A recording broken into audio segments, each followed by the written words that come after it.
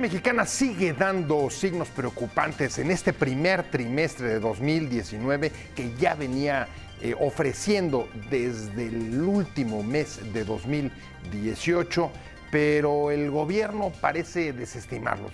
¿Por qué? Soy José Buendía, muchas gracias por estar con nosotros en este programa en el que todas las ideas se pueden cuestionar siempre que se debatan. Vamos rápido a ver una información y arrancamos acá en nuestro foro con nuestro tema de hoy.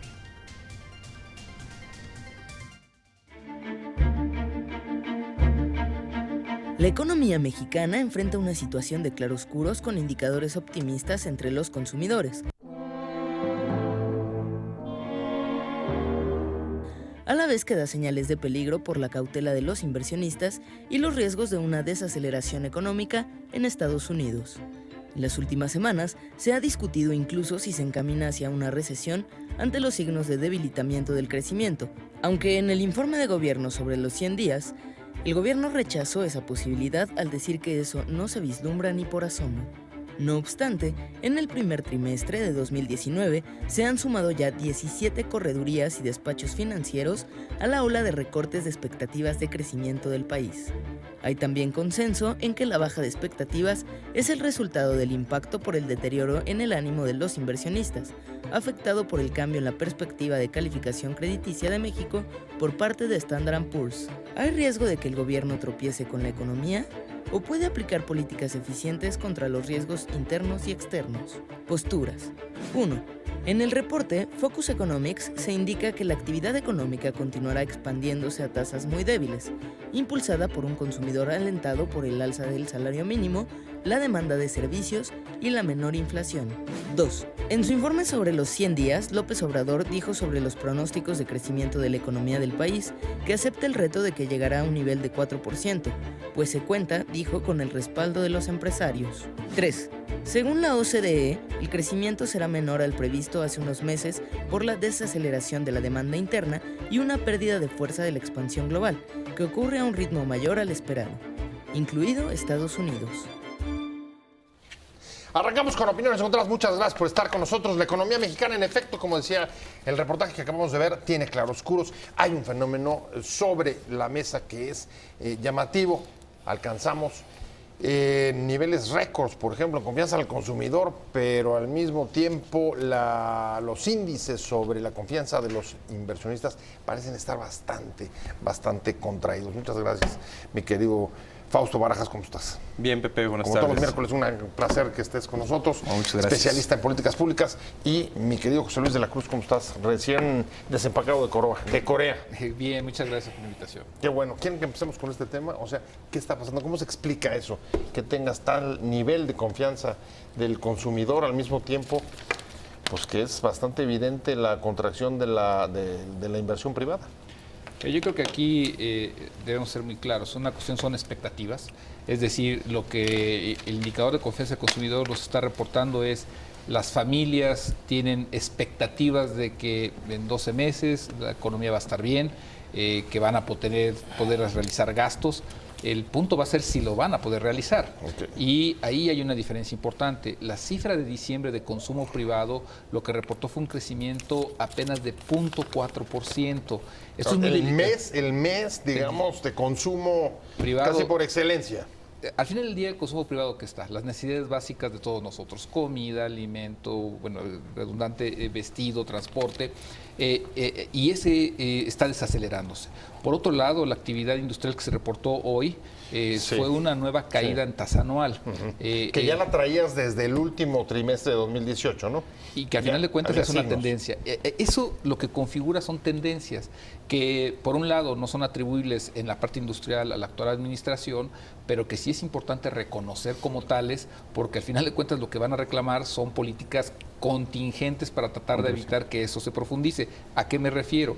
En industria tenemos construcción, tenemos minería, que es la extracción de petróleo y gas, lo fundamental que está yendo a la baja, electricidad, gas, agua y sobre todo manufacturas. Lo que nosotros estamos viendo es que 3 de estos 4 sectores siguen pronunciando su desaceleración. Te agregaría minería.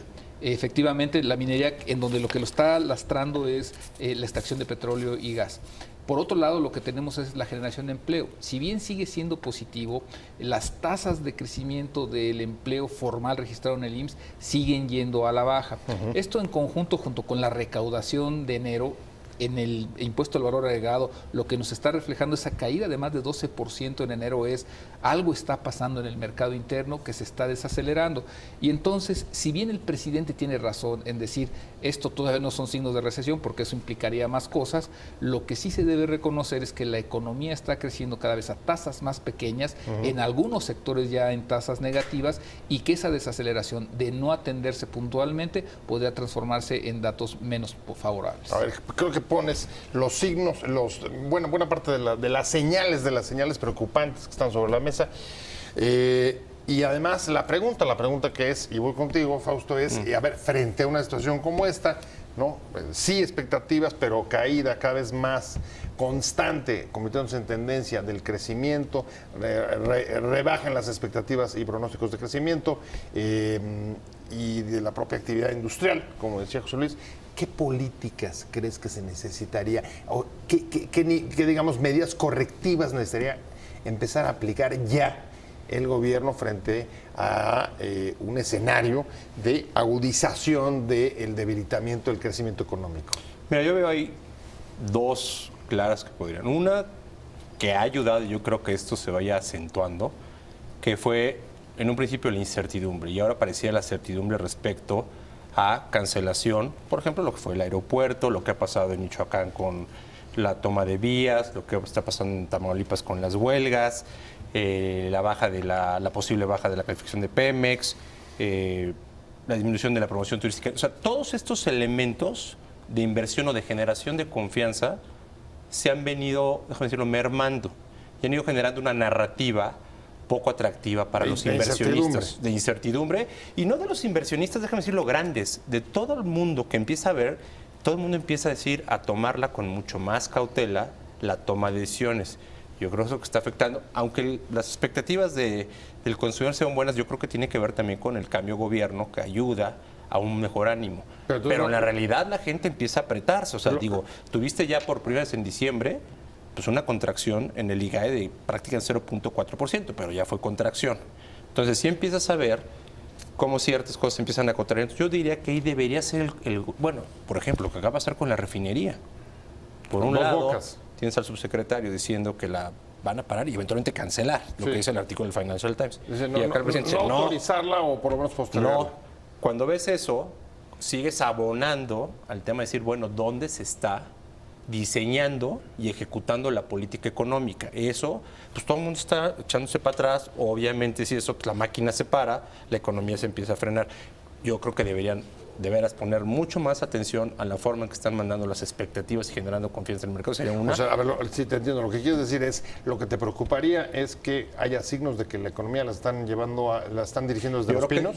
Sí, decisiones poco, yo creo que acertadas o asertivas, está generando mucha incertidumbre en los mercados y en la gente. Bueno, Los Pinos, perdona. Ya no existe. Ahí sí nos fuimos de bruces. ¡Wow!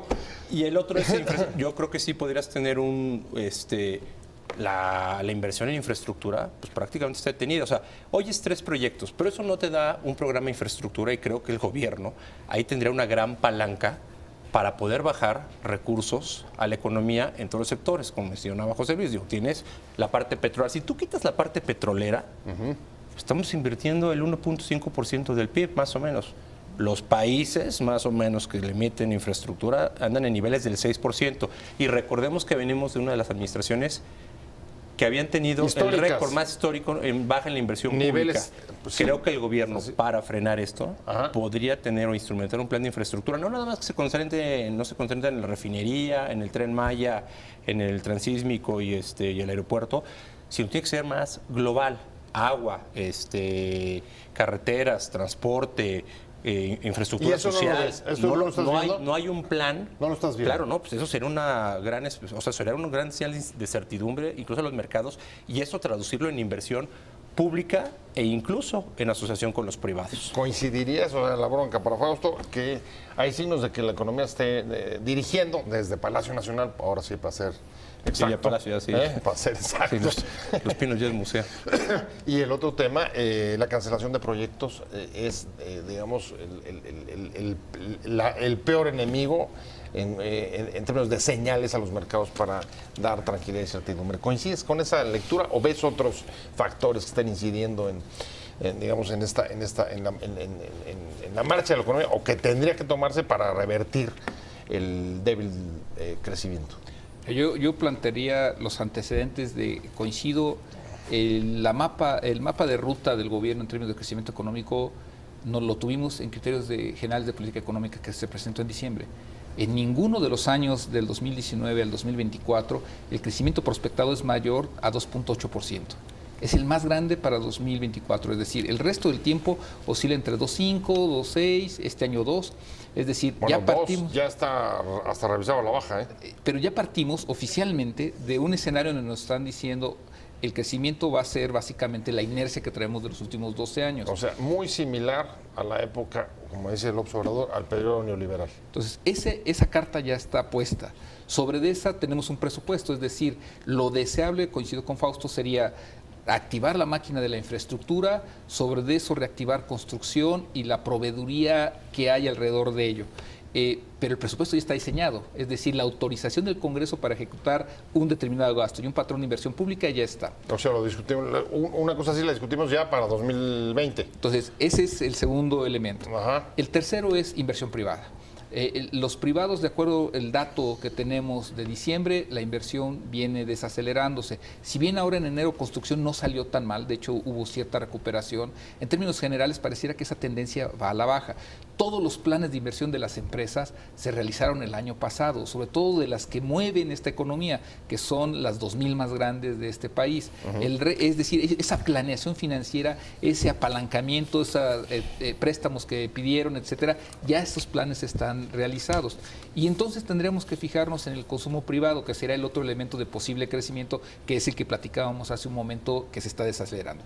Con ese contexto, me parece que al menos durante los primeros 3 o 4 meses del año, el mapa de ruta es de una desaceleración que se va a prolongar, sobre las cuales los factores que podrían incidir para reactivarlo, me parece internamente no están puestos ahorita, y la mala noticia es que además en la parte externa está ocurriendo algo similar. A ver, ahí, economía mexicana, primer trimestre, ¿puede o hay factores o cómo hacer para evitar que se siga desacelerando? ¿Se puede, José Luis de la Cruz? Yo creo que sí, o sea, al final del día el Estado cuenta con elementos presupuestales que podría reasignar. A mí me parece en 2 elementos fundamentales. Uno es inversión, pero que sobre eso tenga un plan contingente de cómo generar efectos multiplicadores internos. Es decir, si esto acaba privilegiando importaciones, en el corto plazo no va a solucionar el problema. Segundo, eficacia en el gasto. Es decir, al final del día el problema que tenemos es mucho gasto en la parte social, que si bien es positivo atender y necesario atender a la parte de pobreza, a la parte de marginación, evidentemente que no podemos designar o asignar mucho gasto a ello, porque lo que tenemos que privilegiar en este momento es crecimiento y preservación de empleo. Inversión y eficiencia en el gasto. ¿Se están deteniendo, se están cuidando esas variables, Fausto Barajas? A ver, considero que no, es un gobierno nuevo. El tema de la eficiencia, desgraciadamente, va a pasar por un tema de curva de aprendizaje que les pasa a todos los gobiernos. Creo que aquí está acentuando mayormente porque tienes un presidente muy activo y funcionarios poco activos, ¿no? Secretarios que siguen más bien lo que el presidente dice a diario. Y creo que eso es como en un partido de fútbol, chavitos, los 11 van por la pelota. O sea, no ves que se esté distribuyendo el gobierno y ejecutando.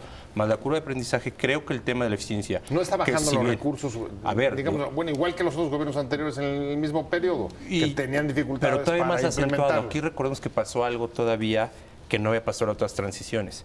Cuando gana el presidente, él prácticamente empieza a ejercer sin ser todavía presidente, ¿no? Sí, y el sí, gobierno que estaba yendo no se acababa de ir. Tuviste un periodo de 5 meses donde se detuvo el gasto. O sea, si tú hablas con proveedores del gobierno y de las diferentes industrias, los pagos empezaron a frenarse. O sea, llevas un rato. Dirían que la paralización trae ya entonces cerca de 7 meses. Pues ya un rato. 7, por 8 eso meses, yo creo 5 y que 3, 8. empiezas a ver estos signos de desaceleración.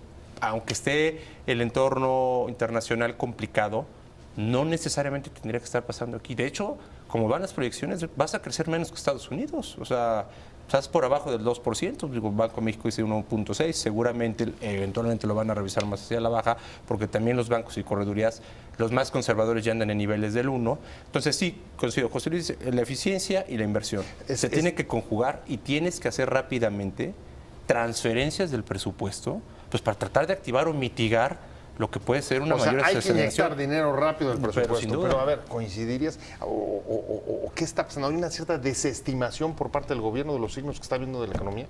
Bueno, yo creo que... ¿Cómo lo juzgas, José Luis? ¿Están dándole la importancia que tiene o no? Mira, yo creo que públicamente todos sabemos, el presidente lo dijo hace un par de días, que él piensa que la economía sigue creciendo. Sin embargo, internamente me parece que ya están ocurriendo cosas.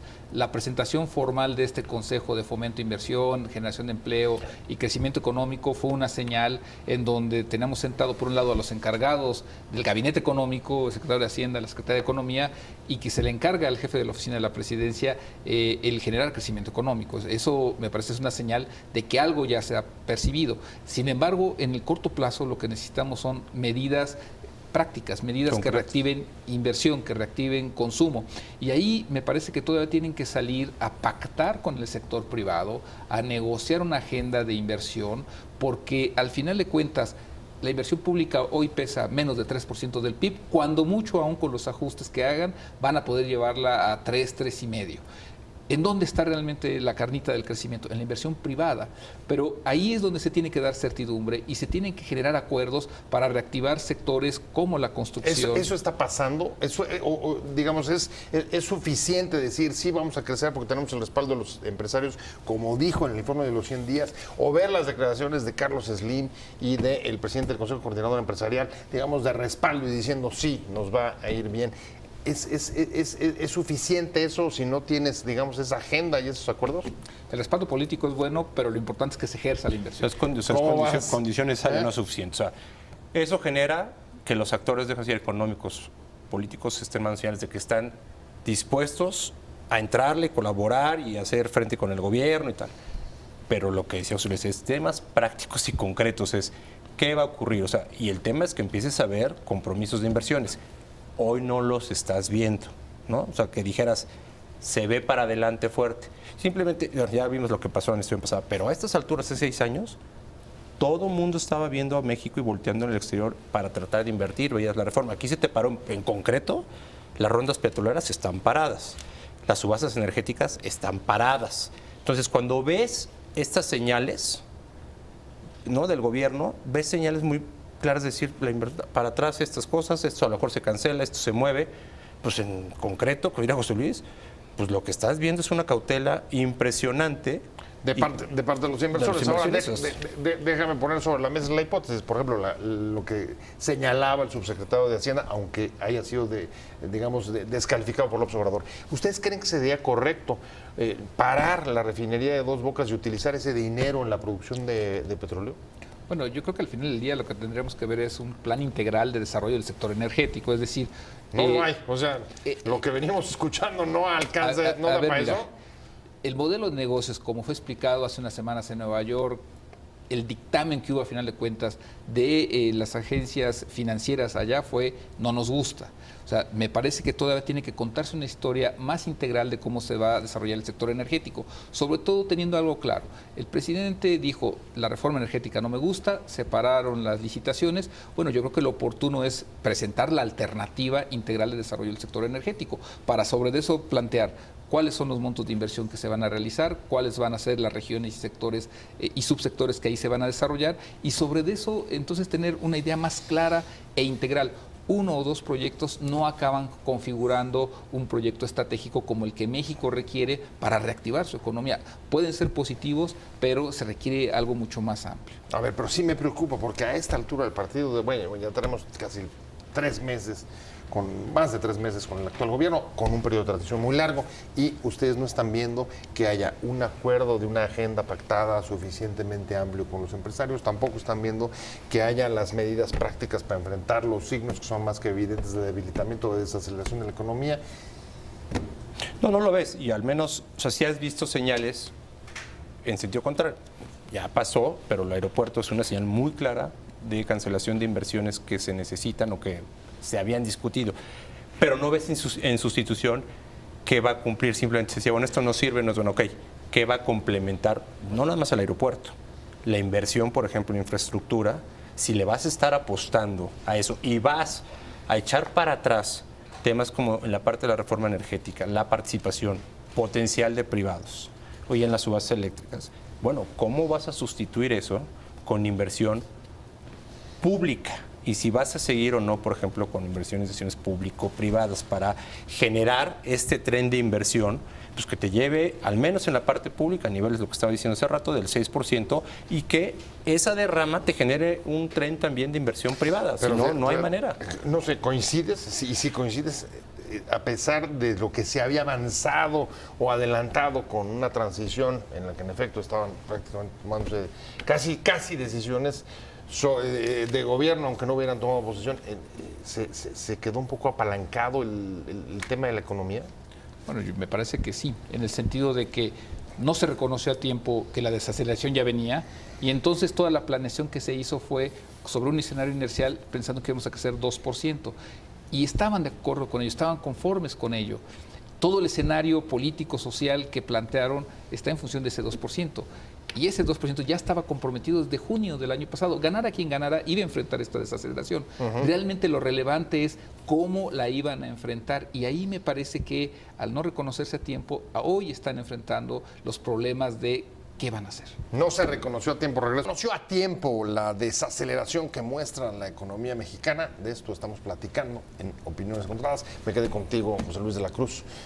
¿No se reconoció o sí se reconoció? Y si no se reconoció, ¿cuáles son las consecuencias? Bueno, yo creo que el hecho de que hace un par de días el presidente haya manifestado que seguimos creciendo nos deja muy claro que no se reconoció. Que no se ha reconocido, ¿no? Y eso es lo que de alguna manera genera cierto conflicto con los grupos de calificadoras, con los bancos, con las instituciones internacionales. El hecho de que Fondo Monetario y otras están disminuyendo la perspectiva de crecimiento, a final de cuentas está asociado a que ya se están viendo datos de diciembre, de enero, y que lo que están señalando es que esa desaceleración no solo existe, sino que se está exacerbando. Un dato nada más. Con lo que hoy conocimos de producción industrial, de los 29 subsectores que lo conforman, 16 traen tendencia a la baja, 5 traen de estancamiento y solo 8 van creciendo. 21 versus 8. De 29. Entre estancamiento 17. Y a la baja. Exactamente. Ese es como está el sector industrial. Y la pregunta aquí es, ¿cómo entraría el presupuesto, por ejemplo, para frenar la desaceleración en la fabricación de equipo de cómputo o en equipo electrónico? Es decir, hablamos de presupuesto, pero está acotado a ¿qué? Energía, obras carreteras, pero hay sectores en donde el presupuesto no entra. ¿Y esos cómo los reactivas? Claro, esos parecen estar, digamos, necesitar de medidas específicas, sectoriales. Tampoco las estás viendo. No, a ver, no, yo creo que sí necesita el gobierno pronto, lo que se dice eficiencia en el gasto es, a ver, la crisis es del 2009. ¿no? Aunque esos sectores no, digamos, no dependen del gasto. O solamente indirectamente, por si entiendo. Sí. Sí, pero sí dependen a veces de las políticas la Secretaría de Economía. O sea, sí pueden facilitar o puede haber políticas contracíclicas o pueden haber de mitigación del impacto. Y eso tiene que tener una coordinación brutal dentro del gobierno y con los diferentes actores económicos para ver qué les está faltando. Incluso cuando la crisis económica del 2009 hubo acuerdos con las industrias para hacer paros laborales, que no despidieran a la gente, que trabajaran jornadas medias, que no dependían directamente del gasto. Hubo adelanto de licitaciones para empezar desde noviembre, diciembre del 2009 para poder mitigar los efectos y, como dirán, no bajar el gasto. Entonces, ese tipo de medidas... sí, ayudan a que esté fluyendo por lo menos. Pero cuando dices, oye, ¿se dieron cuenta? No, a ver, pues parece ser que en Hacienda a lo mejor sí, en Palacio no. Entonces, cuando tú ves que durante la transición viene, cuando gana el presidente y dice lo que se había hecho no funcionaba, ok, todo el mundo de acuerdo, pues ganó, seguramente pues tiene un diagnóstico adecuado. Pero ¿y entonces qué sigue? Ahora, ¿Qué es lo que se plantea para hacer? Ahora, en ese contexto, ¿qué rol tienen, por ejemplo, situaciones como las que estamos viviendo de incremento, por ejemplo, de la gasolina? Estamos ya arriba de 21 pesos, ustedes me corregirán, el litro. Y por otro lado, tú lo decías hace rato, esta caída del impuesto del IVA. Mira, déjame llevarlo al incremento del diésel, que es menos discutido, pero que también está ahí en la mesa. Sí. Si uno observa la evolución del ciclo económico con la evolución del diésel, están amarrados. Es decir, ¿por qué? Porque ahí está el transporte de mercancías, de productos que van a ciudades. O sea, la remotas. fuerza de la economía lo puedes percibir en la fuerza de los camiones. Porque Sí. ahí se transportan bienes, y hay diésel. mercancías. Entonces, en ese sentido, el incremento ahí evidentemente le está generando costos al sistema productivo. Durante la crisis de abasto de gasolina, el diésel se mantuvo, digamos que sin muchos problemas. Sí, al Evidentemente margen. que estados como Guanajuato, Jalisco, Estado de México, la propia Ciudad de México, en enero sí vivieron un problema fuerte que evidentemente pues nos falta conocer el dato para ver de cuánto fue el impacto. En el sector industrial pues pareciera que esto estuvo asociado a una nueva caída.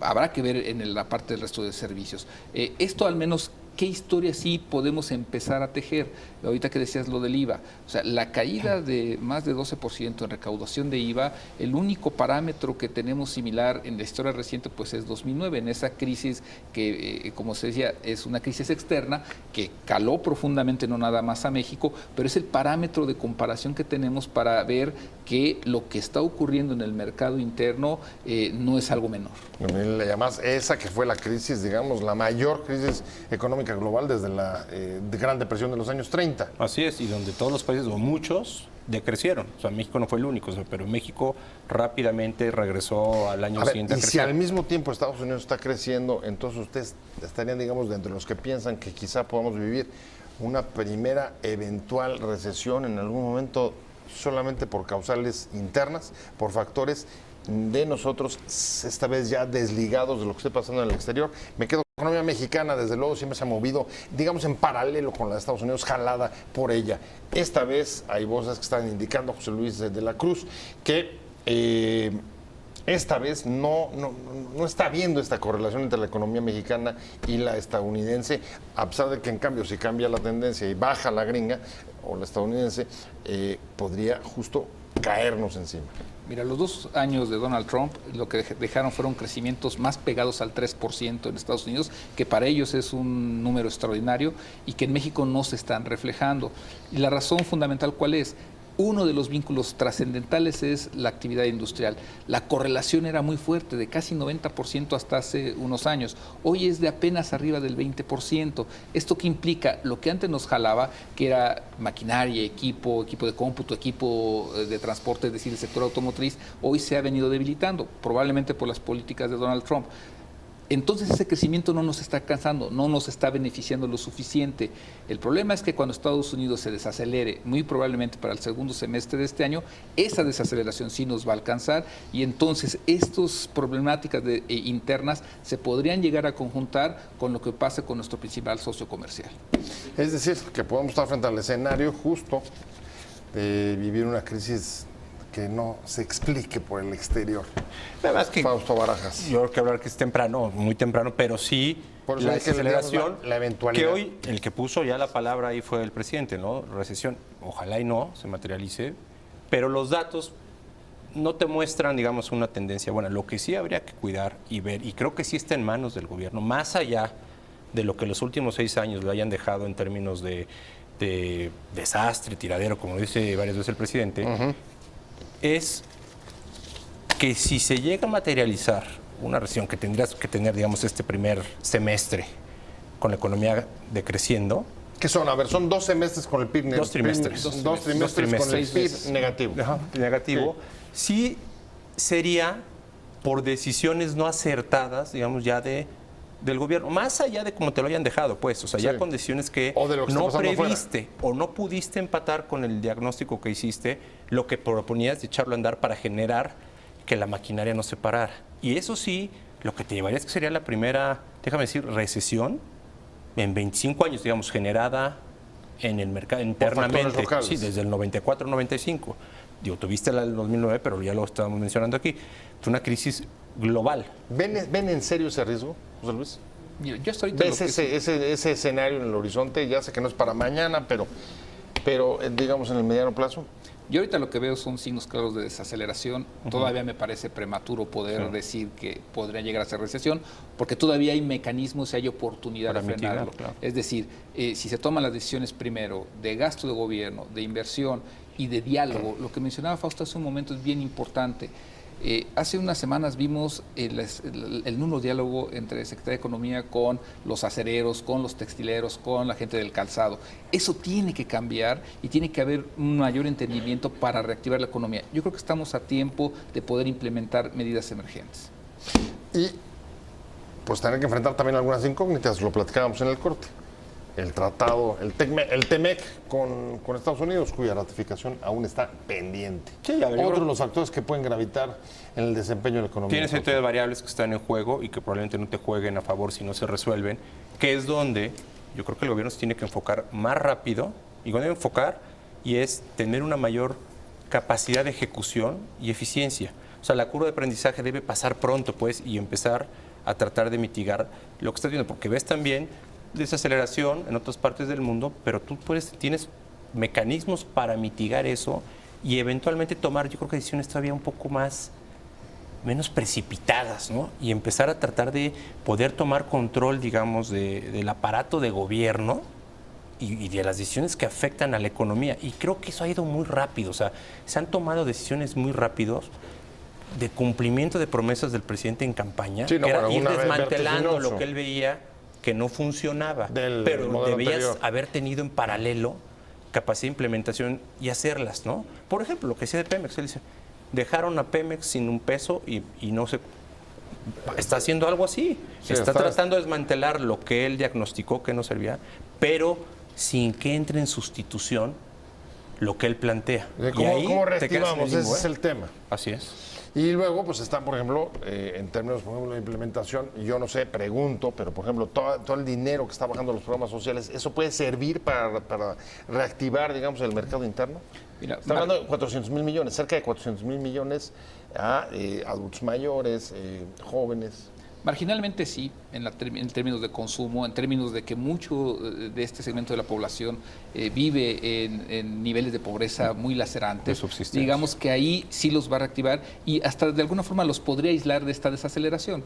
Tienen tan poco que con lo que van a recibir les puede pasar sin mayor problema. O sea, les puede caer, digamos, crearse una burbuja, una Entonces, especie de burbuja dentro del Pues es un contexto general del efecto de país. un programa que si esto se desacelera, ayuda a mitigar en esos segmentos el golpe. Y a tener, digamos, tranquilidad y paz social, Social. por lo menos en esos grupos. El detalle no está ahí, el detalle está en medianas, grandes empresas y la clase media y de mayores ingresos que depende de ello y que ahí es donde está el crecimiento porque ahí está el valor agregado y esa máquina no se puede detener porque si eso ocurre en la siguiente vuelta de la rueda los impuestos van a tener menor recaudación y entonces sí lo que vamos a ver es que los programas sociales podrían verse afectados O y sea, esa burbuja de estabilidad podría no Digamos que funcionar. así se puede articular, digamos, espirales o negativas en el que un mal dato afecta y se imbrica. Y con estás el haciendo un siguiente. supuesto implícito, que si bajan los ingresos,